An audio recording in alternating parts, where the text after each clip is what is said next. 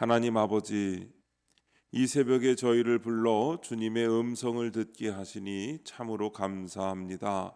주님, 우리의 마음이 두려움과 조급함으로 흔들릴 때가 많았습니다. 우리의 작은 불순종이 공동체와 사랑하는 이들에게까지 영향을 주었음을 고백합니다. 이 시간 우리의 교만한 마음을 낮추시고 말씀 앞에 겸손히 서게 하옵소서. 우리가 눈에 보이는 피난처를 찾으며 주님보다 세상을 더 의지했던 어리석음을 용서하여 주옵소서. 진정한 요새와 산성은 오직 주님뿐임을 다시 깨닫게 하옵소서. 오늘도 말씀하옵소서. 듣겠습니다. 예수님의 이름으로 기도합니다. 아멘. 성경 말씀 예레미야 43장 1절부터 13절까지 말씀입니다.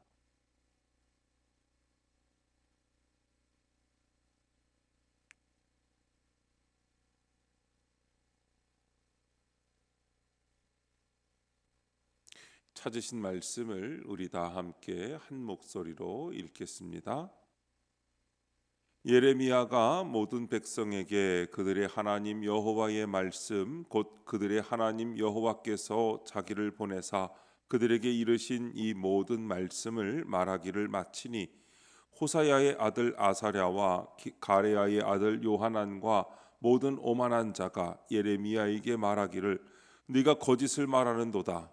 우리 하나님 여호와께서 너희는 애굽에서 살려고 그리로 가지 말라고 너를 보내어 말하게 하지 아니하셨느니라. 이는 네리야의 아들 바룩이 너를 부추겨서 우리를 대적하여 갈대아 사람의 손에 넘겨 죽이며 바벨론으로 붙잡아 가게 하려 함이라. 이에 가레아의 아들 요하난과 모든 군 지휘관과 모든 백성이 유다 땅에 살라 하시는 여호와의 목소리를 순종하지 아니하고 가레아의 아들 요하난과 모든 군 지휘관이 유다의 남은 자 곧 쫓겨났던 여러 나라 가운데에서 유다 땅에 살려 하여 돌아온 자 곧 남자와 여자와 유아와 왕의 딸들과 사령관 느부사라단이 사반의 손자 아히감의 아들 그다라에게 맡겨둔 모든 사람과 선지자 예레미야와 네리야의 아들 바룩을 거느리고 애굽 땅에 들어가 다바네스에 이르렀으니 그들이 여호와의 목소리를 순종하지 아니함이로라. 다바네스에서 여호와의 말씀이 예레미야에게 임하여 이르시되 너는 유다 사람의 눈 앞에서 내 손으로 큰 돌 여러 개를 가져다가 다바네스에 있는 바로의 궁전 대문의 벽돌로 쌓은 축대에 진흙으로 감추라. 그리고 너는 그들에게 말하기를 만군의 여호와 이스라엘의 하나님께서 이와 같이 말씀하시되 보라, 내가 내 종 바벨론의 느부갓네살 왕을 불러오리니 그가 그의 왕좌를 내가 감추게 한 이 돌들 위에 놓고 또 그 화려한 큰 장막을 그 위에 치리라. 그가 와서 애굽 땅을 치고 죽일 자는 죽이고 사로잡을 자는 사로잡고 칼로 칠 자는 칼로 칠 것이라. 내가 애굽 신들의 신당들을 불지르리라. 느부갓네살이 그들을 불사르며 그들을 사로잡을 것이요 목자가 그의 몸에 옷을 두름같이 애굽 땅을 자기 몸에 두르고 평안히 그곳을 떠날 것이며 그가 또 애굽 땅 베세메스의 석상들을 깨뜨리고 애굽 신들의 신당들을 불사르리라 하셨다 할지니라 하시니라. 아멘. 바벨론 왕을 불러오리니라는 제목으로 말씀의 은혜를 함께 나누겠습니다. 본문 요약입니다. 예레미야가 유다 백성에게 하나님의 뜻을 전했지만 요하난과 그의 무리는 이를 거부합니다. 심지어 그들은 예레미야를 강제로 애굽으로 끌고 갑니다. 그러나 하나님은 그곳에서 예레미야를 통해 바벨론 왕 느부갓네살이 애굽을 심판할 것이라고 말씀하십니다. 첫 번째, 거짓을 말하는도다 1절부터 3절까지입니다. 예레미야는 요하난과 그 무리에게 애굽으로 가지 말라는 하나님의 뜻을 분명히 전했습니다. 그러나 그들은 이를 믿지 않고 예레미야를 바벨론 편이라고 몰아붙였습니다. 이미 애굽행을 마음에 정해놓고 예레미야가 거짓말을 한다고 단정한 것입니다. 그들도 하나님의 말씀을 언급하긴 하지만 자신들의 뜻을 끝까지 고집합니다. 그러나 내 판단이 하나님의 말씀보다 앞서선 안 됩니다. 당장은 이해되지 않더라도 말씀을 신뢰하고 따라야 합니다. 적용 질문입니다. 하나님의 뜻이 내 생각과 다르거나 불편할 때도 순종합니까? 우리도 때때로 같은 실수를 범합니다. 기도한다고 말하지만 이미 내가 원하는 결론을 정해놓고 하나님께서 그 결론을 확인해 주시기만을 기대할 때가 많습니다. 말씀이 내 계획과 다르면 불편하게 느끼고 하나님의 뜻이 내 판단과 충돌하면 오히려 말씀을 의심할 때가 있습니다. 그러나 신앙의 본질은 내 생각을 하나님의 말씀에 맞추는 것이지 말씀을 내 생각에 끼워 맞추는 것이 아닙니다. 하나님의 뜻이 내 생각과 다를 때가 오히려 믿음이 시험되는 순간입니다. 이해되지 않아도, 감정이 따라오지 않아도, 상황이 불안해 보여도 말씀을 붙들고 순종하는 길을 선택할 때 비로소 우리는 하나님을 진짜 주인으로 모시는 삶을 살게 됩니다. 순종은 내 뜻과 하나님의 뜻이 같을 때 하는 행동이 아니라 내 뜻을 내려놓아야 할 때 드러나는 믿음의 자리입니다. 하나님의 뜻은 언제나 가장 안전하고 가장 선한 길입니다. 오늘도 우리가 해야 할 일은 단 하나, 말씀 앞에서 겸손히 자신을 비우고 순종의 걸음을 내딛는 것입니다. 그때 하나님은 우리의 걸음을 붙들고 우리가 예상하지 못한 길에서 놀라운 은혜를 열어주실 것입니다.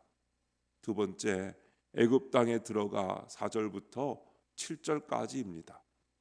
요하난과 그 무리는 유다의 남은 백성과 예레미야, 바룩을 애굽으로 끌고 갑니다. 과거 종살이하던 애굽에 제 발로 걸어 들어간 것입니다. 불순종은 나뿐만 아니라 공동체 전체를 하나님의 뜻에서 멀어지게 합니다. 또한 나와 함께 있는 이들에게까지 하나님의 은혜를 빼앗습니다. 그러므로 성도는 내 믿음의 방향과 선택이 내가 속한 공동체의 악영향을 초래할 수 있음을 항상 기억해야 합니다. 적용 질문입니다. 나는 말씀을 벗어난 결정으로 주변 사람에게 혼란을 준 적이 있습니까? 내가 말씀에서 벗어나면 혼자만 다치는 것이 아니라 내 가정이 영향을 받고 내가 섬기는 공동체가 방향을 잃고 내가 책임지고 있는 사람에게까지 혼란이 번져갑니다. 때로는 내가 선택한 작은 타협 하나가 가족의 신앙을 약하게 만들고 내가 내린 한 번의 어리석은 결정이 공동체 안에 불안과 갈등을 초래할 때도 있습니다. 우리는 종종 내 삶이니까, 내 선택이니까 라고 말하지만 성도는 결코 혼자 사는 사람이 아닙니다.